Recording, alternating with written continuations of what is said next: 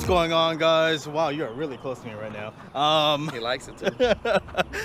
Welcome to another video of our channel here. Today we are actually going to do a review of Eddie's favorite platform in the whole entire world.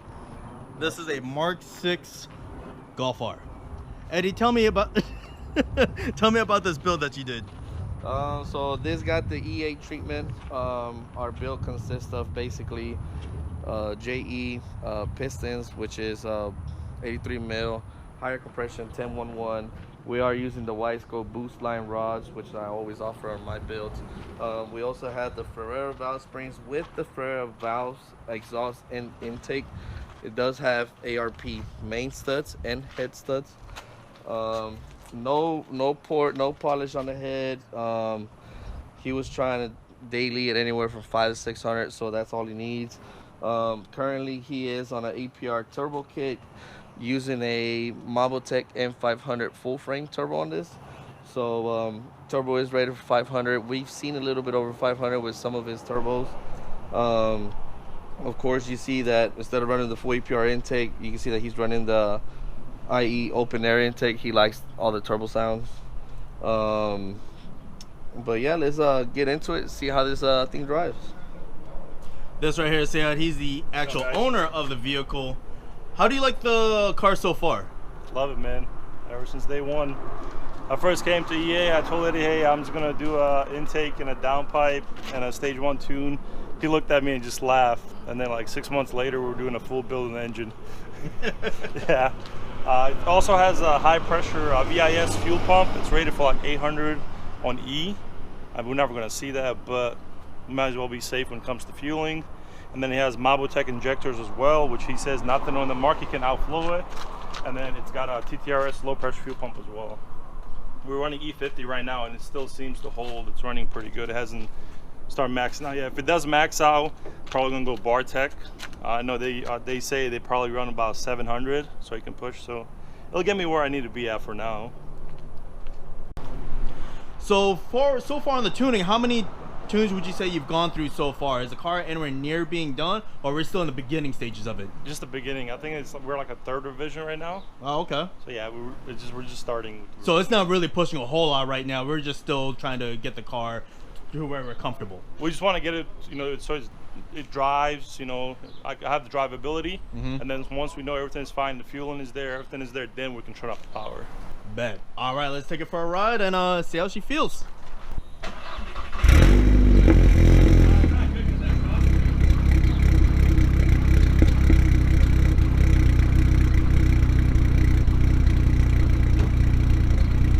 All right, so when this car first came into the shop, what was done to it? Was it completely stock?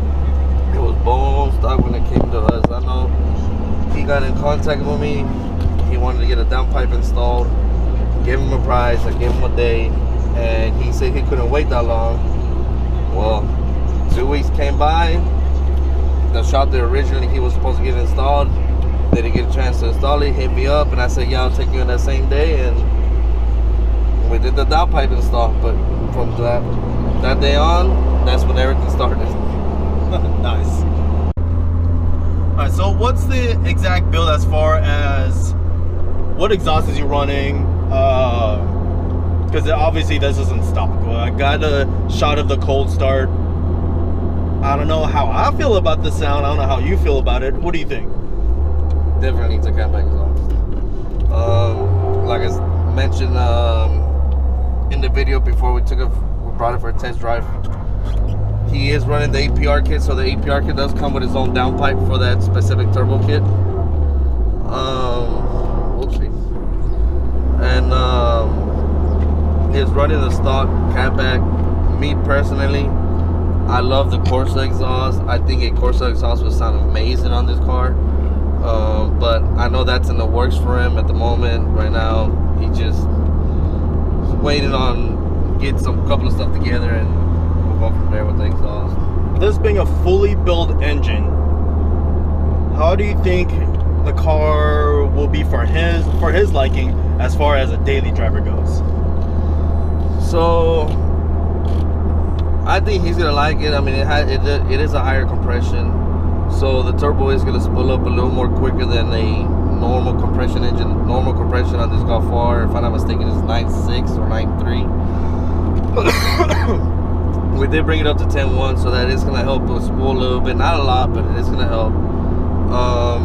But it also, obviously, size of turbo also plays an effect. You know, turbo he's running right now is technically like a 2871, so it should spool up. It'll spool a little slower than a Kill 4, but the spool should be there, you know. So daily drivability should be fine with no issues. He can daily it. He can go race the car. He can do basically whatever he wants with it. And the suspension, what kind of suspension is he running on this? So he actually picked up my old coilovers I had before mine. I had the Bilstein, I think they're the Bilstein B6 coilovers. Definitely he has his car slammed. His car is slammed, so it being slammed, it's kind of bumpy, but other than that, it handles pretty good through corners, and for a low car, it rides pretty smooth, I guess you could say. Yeah, because it's right, I'm not gonna lie to you, it's not comfortable. No, yeah, it's a little bouncy, but I mean, I'm pretty sure you've seen, you know, low cars as low as this, they're bouncing all over the road. At least his ain't bouncing all over the road. But yes, it is a little on the bouncy side. So overall, what would you grade it at? Because you have a Mark VI GTI that you converted over to an R with all-wheel drive, which we will do a review on this guy's car later on when he's, you know, actually ready. Because, yeah. But as far as like comparing it to your build, on your build, you spared no expense. You went all out on it. Yes, it is. I want to say, let's say rating from 0 to 10, I would give this a strong 7. It is, you know, I mean, the engine is put together by us. It could need some little work here on the suspension and maybe a couple of little stuff here and there, but overall the car does ride good. It pulls really good. Acceleration is there where it needs to be. It could use a little bit more top end power, but I mean, he's, like I said, he's still in the beginning stages of tuning, and hopefully later on, you know, he's finally at his max potential.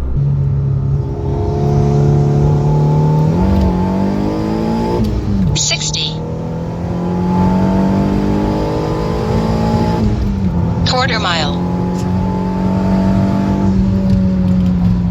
All right, so we just did a pull. I know we're still in the beginning stages of the tune. What'd you think of the pull, though? Doing the brake boost and launching it launched pretty hard. Felt like it kind of spun the tires a little bit. All of them, actually, not just the front. It felt like it spun all 4. It doesn't feel too bad. It actually pulls pretty hard for what it is. Definitely could use a watt box or N2MB watt. I don't know if anybody heard of that, but the N2MB watt box. That way he has launch control and is able to do power shifting, you know, without having to let off the throttle.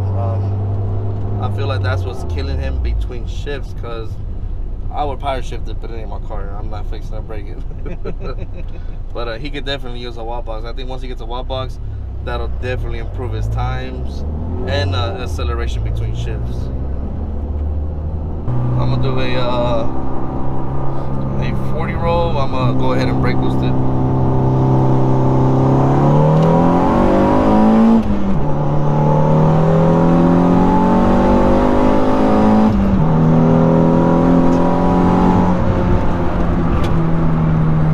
Definitely wakes up a 4th gear. Oh yeah. But then in between shifts, yeah, it just takes a... Yeah, he needs a wall box. Like I said, I won't power shift it without a wall box. It's not my car. Pull doesn't feel bad for just a few tunes, though. Yep. A couple revisions from now, I mean, this thing should be moving. It should be a monster. Alrighty, since both of y'all are Mark VI owners, with the market finally looking like it's stabilizing and starting to come back down on a lot of these used car prices, would you ever move up to a Mark VII? Me, honestly, I wouldn't. No. And why not though? I just feel like they're too generic. Everybody wants them. So you can do simple bolt-ons. Hey, I'm fast, but it's like So you want to be more unique. Every other Mark 7's an EQT Stage 2 E30. Yep. yeah, too many. A lot of Mark 7s out there, very, very similar, same builds. Yeah. There is reality no different. You get into the Mark 6 platform, every big turbo build is literally different. And yeah, they may use similar turbo kits or different turbo kits, but I mean, everything about a Mark 6, you have to find a way to add fuel, and you have to find a way to make power. Mark 7s are so easy to make power, so that's why I want to get a Mark 7. Now, with the market the way it is, the Mark 6, what are the used car prices versus the Mark 7 used car prices looking like? For a GTI Mark 6, it's gone down a lot. It has gone down a lot. A blown motor one, you probably find it around the 2,000, 3,000. Would I pay that much? No. But a good running, when I say good running, clean Mark 6, Autobahn edition, you might see it anywhere from 8,000 to 8,000, 11,000, maybe 12, depending on the mileage, because very, very low miles, not many owners. Now, if you get into the Golf R Golf R, those you might see them used, good condition, low miles. You might see it anywhere from 12 to 18, possibly around there.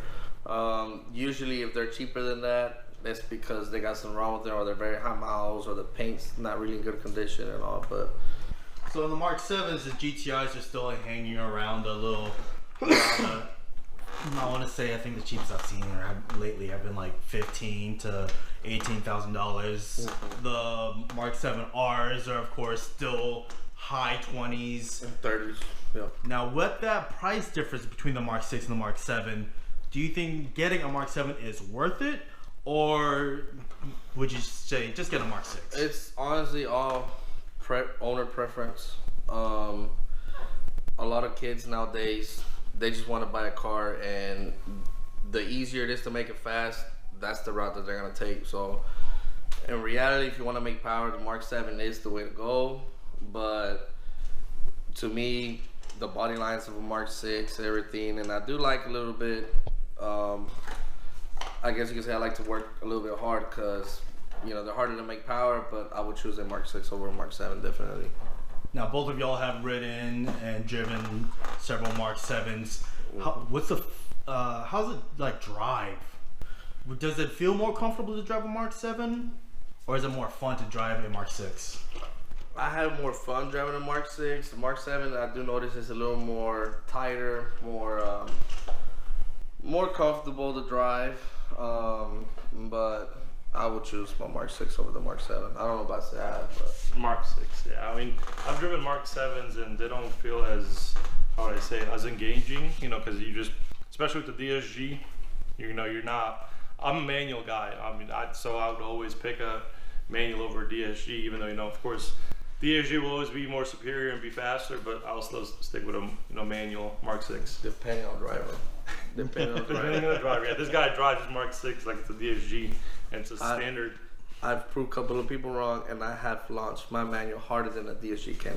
So, well, when we review your car, we'll go ahead and launch it. Sure.